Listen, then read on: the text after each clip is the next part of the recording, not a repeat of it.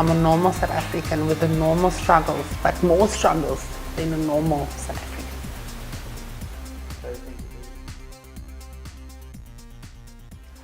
My name is Cloe Gair. I'm a 32-year-old transgender woman from a small town called Dispatch. I want to tell you the story about my journey of my life as a transgender woman, when it started, and also with some of my struggles.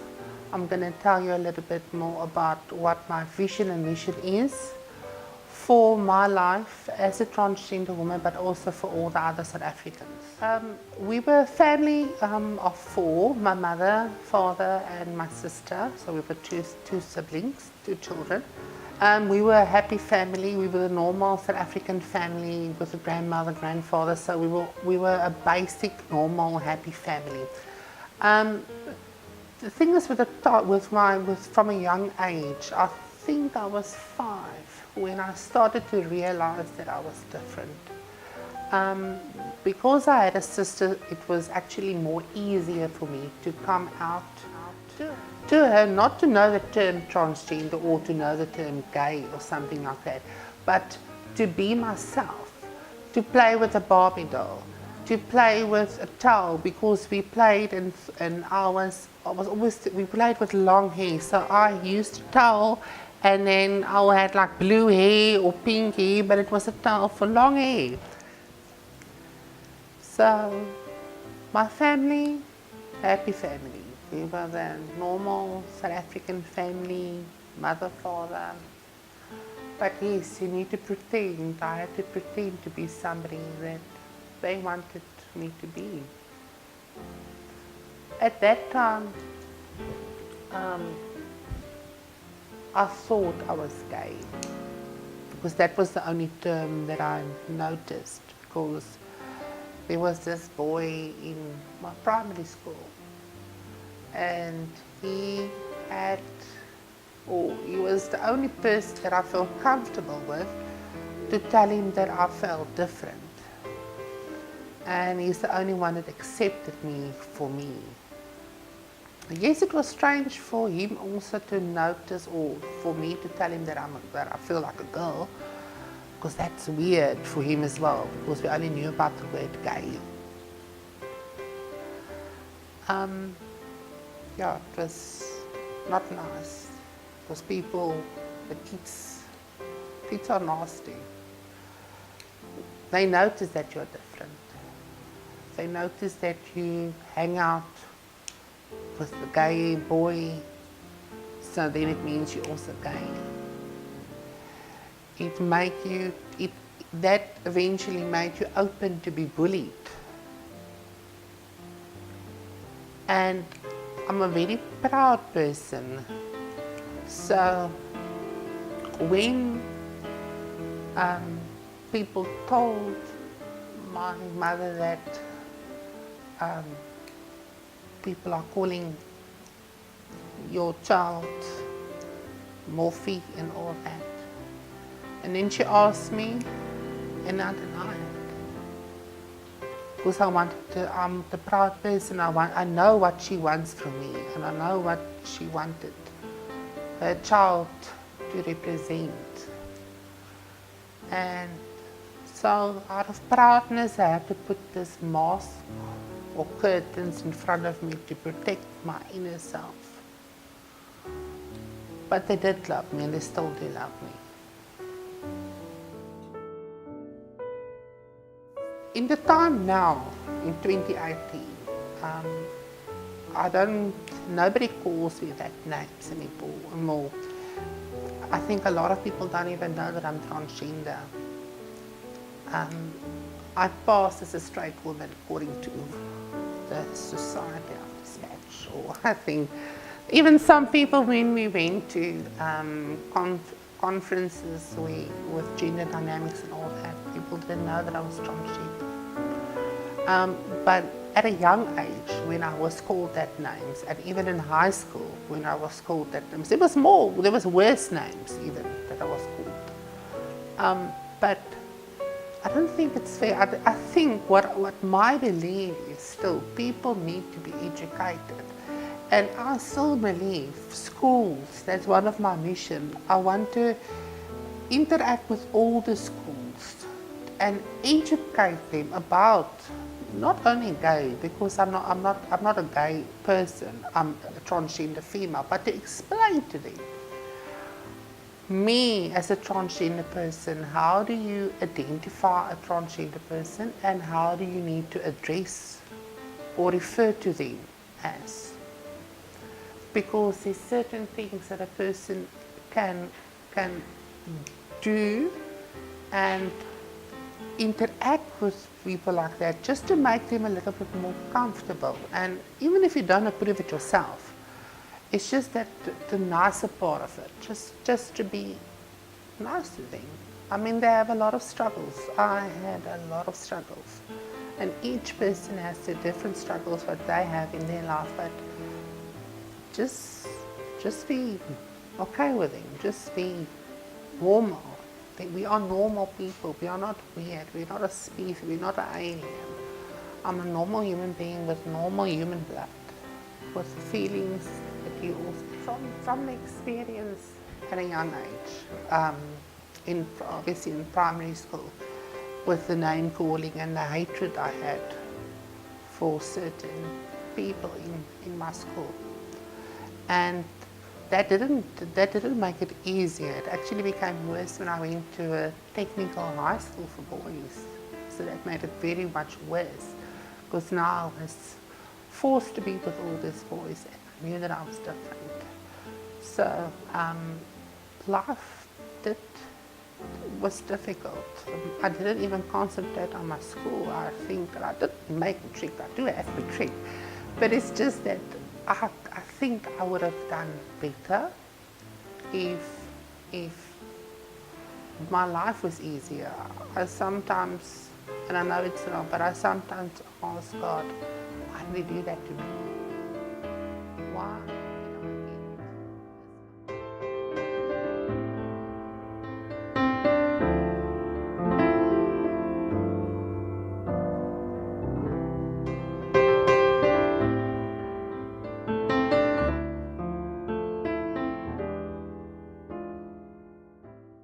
I was angry at my father.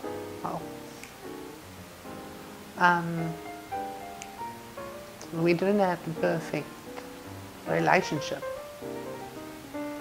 that maybe a normal son will have with his father, but that didn't make me to be trans. That didn't make me to be different, because our relationship was wonderful before, from a young age. Before he noticed that I was different, I think our relationship was wonderful. It's just, I didn't think he noted or knows how to handle a person like that. Maybe he thought it was a phase. But yes, he was the person that I hated him. But now, I know it's not his fault. I was born this way.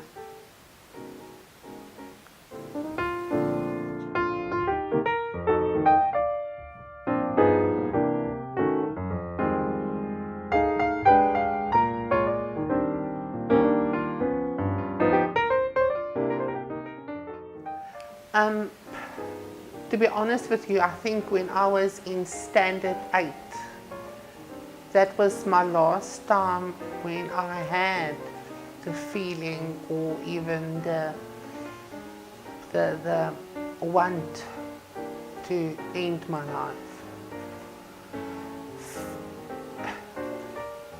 Yes, again, in my book it explains a little bit more about that evening, because I was at my grandmother's house when this happened, but I think I just got this feeling over my body at that time, and to say that Chloe, or actually at that time Anthony, it will be okay. Don't worry, everything is going to be okay. Everything is going to everything is going to work out. And yes, it didn't become easier, but I had the more ability to accept some of the issues that I had, and just that if somebody calls me names, yes, it will hurt me, but it will roll off and I will just continue. Because I know I wanted to get out of the school. I need to finish matric and get out of the school and be my own, be myself. So eventually, y'all, yes.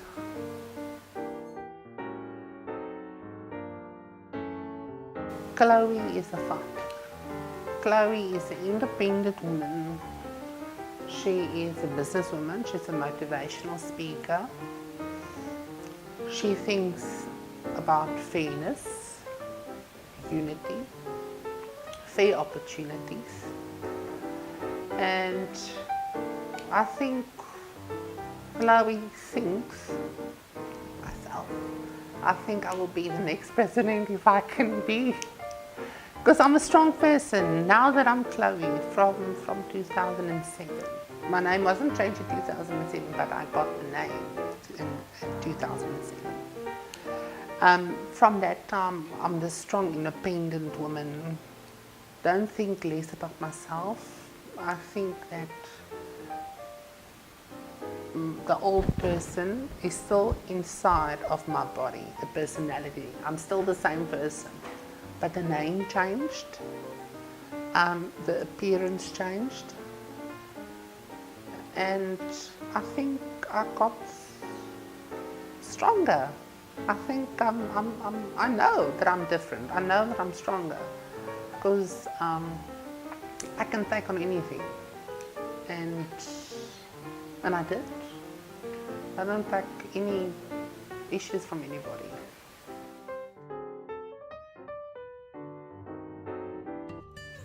By watching this program and sharing it throughout your Facebook page and social media, you'll be assisting Chloe and every individual going through a tough time or difficult time where they need your support. Please go and like our Facebook page, which is Your Voice RSA, and this is about real people. When I started the business, I was working at the government. But as people will notice, on the government application form, they don't have an option there for you to choose transgender. They don't have an option there for you to choose your gender or your sex. You must state if you're a male or a female. So inside the government, no future for me because there's no work. People don't want to accept a transgender person because they think there's a lot of issues. They think there's a lot of, I don't know what goes through the employer's mind to think that transgender people has all these issues. Because I promise you, they don't, we don't, I don't. And we are there to work. And then people will also ask me that, I went for this interview and a person will ask me, but what is transgender? And then I will explain to them a little bit more, is that me as a transgender woman, or what is different from me to you? It was this lady that asked me that. And I said the only difference now is I was born male, but I'm no female. I'm exactly like you. There's now no difference between us. So eventually, after all these issues and struggles to find a nice employment job, I had no other option as to start Larry Lou, and that's where Larry Lou was born. Larry Lou was born on the 21st of September 2015 with 760 rand. And yeah, that's how my journey started to become independent, because South Africa don't accept or don't employ transgender people. And that's one of my missions as well, to change. And I will, as of this, I did write letters to the DA, and I will do it again as what I wanted. I want them to take it to Parliament, and I want the government to enforce that each employer need to employ in their equity, or need to enforce in their equity some percentage to employ of the LGBTI community, because people, they have the equity for disability, they have the equity for African, for white, for coloured, whatever. But people must understand that we as a transgender, or the LGBTQI community, we have multi-races. And we live as a unity. We support each other no matter what your race is, because we know the struggles inside this community.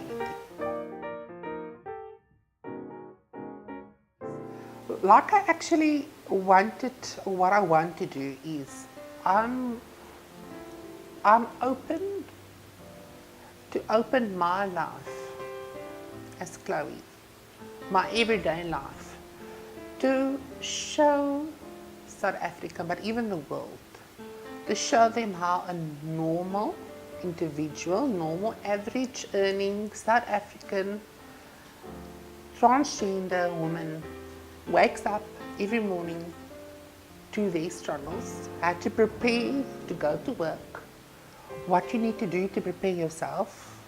Do you need to go and fix something in your face? Do you need to go and do makeup? Do you need to, all that things, what you need to do, the struggles of not getting the correct medication, the struggles of not afford hormone replacement therapy. I mean, there's one doctor in PE that gives you that, and I mean, to pay 1,700 just for a consultation fee, and then you have to pay 5,200 for medication. I mean, people don't even get work as a transgender woman. How can you afford the hormone replacement therapy? So I think I think people need to see the struggles of an individual as myself, a normal person. As normal, I'm talking about not Caitlyn Jenner, not Levine Cox, not all those people. I'm talking about people that's not celebrities, people that is a normal South African struggling with normal life. Because I was never asked, am I transgender? So no, the government doesn't know how many transgender people. We will just thumb suck how many people are there. But with that, I think they must start to do an equity and say, in South Africa, we have an equity of transgender people of so much amount percentage, 3% of South Africans are from the LGBTQI, or something like that, just to start with that. And if they can start with that, eventually they can broaden their mind or spectrum of things to say, okay, let's start with educating the schools. Let's go to pre-primary schools and explain to teachers how to identify a transgender child. And also educate themselves, the government themselves, because they don't even know what transgender is. When I went to Home Affairs, those people said I was an alien, because they don't know what the term transgender means. When people have this mindset as well, transgender means pervert. Transgender means that you can't use the same toilet facilities in a straight woman. Luckily, I'm working for myself now, and maybe one day I'll be more successful.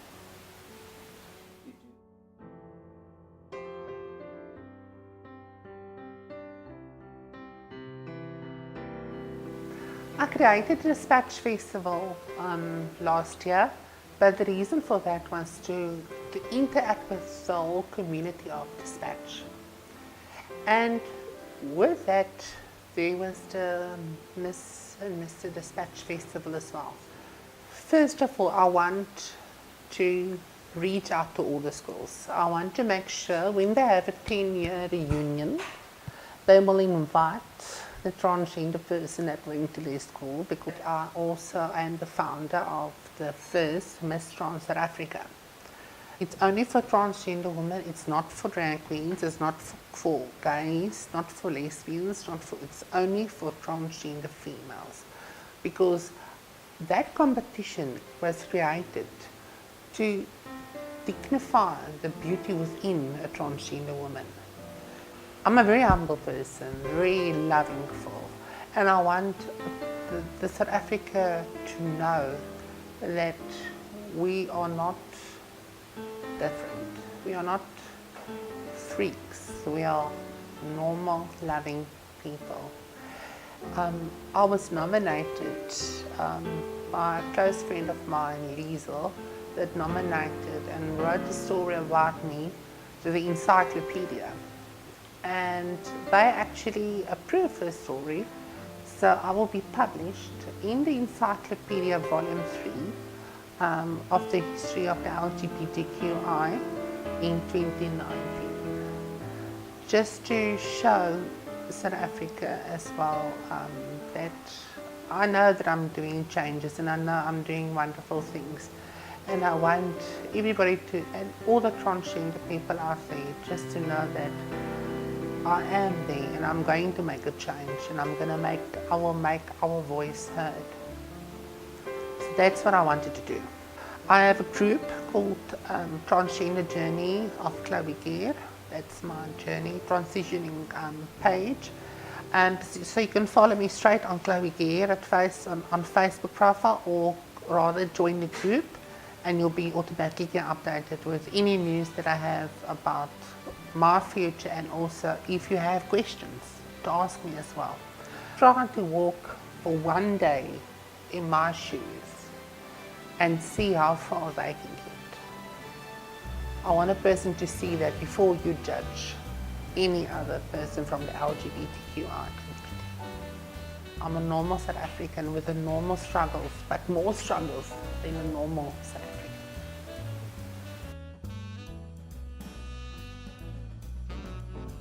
Next week we'll be catching up with Angelique Adcock. She's a successful businesswoman, entrepreneur, socialite, and also actress, radio presenter, and voice-over artist. Looking forward to that. You can watch that every Thursday evening at 8 o'clock, only on Your Voice RSA Facebook.